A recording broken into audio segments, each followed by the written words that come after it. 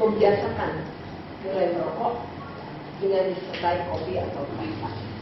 Dari sana mulai saya tidak bisa berhenti, makin lama makin banyak. Bahkan kemudian saya melihat tembakau, rokok yang tanpa filter. Jadi saya melinting sendiri. Tahun 78 saya dioperasi pertama kali, tapi tumor jinak saja, sehingga tidak ada spesifikasi untuk mengatakan bahwa berhenti merokok, tidak ada. Saya lanjut merokok terus meskipun sudah mulai mencara ada yang sebaiknya berhenti merokok. Tapi saya tetap berhenti merokok hanya kalau saya hamil dan selama menyusui. Begitu menyusui dan hamil selesai, saya akan kembali merokok lagi sampai tahun 1992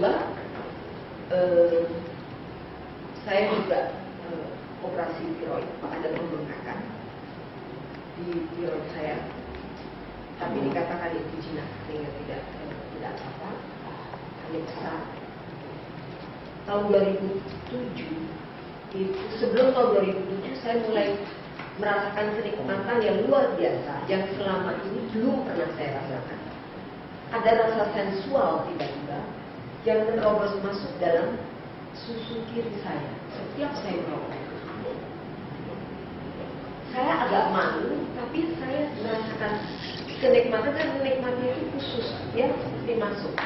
Di satu pihak saya tahu kena nih gue, tapi karena rasa yang nyaman dan tiap kali saya bisa ting itu luar biasa. Saya tidak berhenti juga sampai kemudian saya rasakan demam, dan saya kebiasaan kerokan sudah di tubuh saya hampir setiap hari. Dan kemudian saya pergi ke dokter, dan yang ditanya dokter nomor satu adalah apakah ada rokok? Ya, saya merokok, dan sejauh mana saya begitu, dan saya sampaikan itu.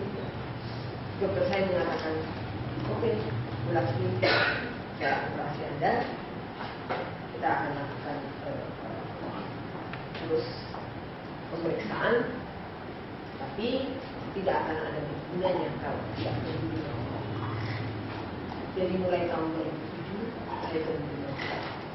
Saya melakukan mastektomi payudara kiri, dipangkas. Ini saya susu palsu. Palsu itu artinya saya tidak dioperasi untuk keindahan. Palsu saya katakan benar palsu karena saya hanya memakai mineral, ya, spons biasa, pakai spons biasa. Tahun 2007 saya mastektomi payudara kiri, habis cekung malang karena kena getah bening.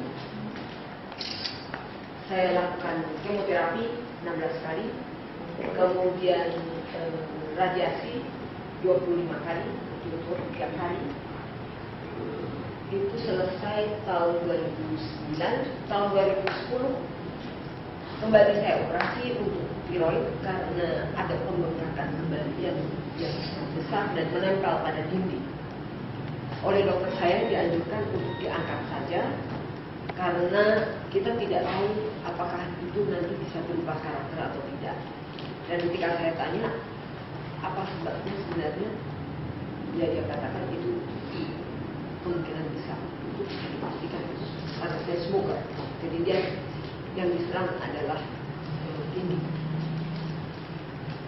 Saya menentukan untuk saya angkat, dan saya sampai hari ini saya harus minum pirang setiap hari, karena kalau tidak saya akan kejang, karena saya tidak memiliki lagi pirang. Tapi saya hidup jalan terus, dan sampai sekarang saya masih terus tetap beraktivitas seperti semula, hanya tentu saja tanpa rokok.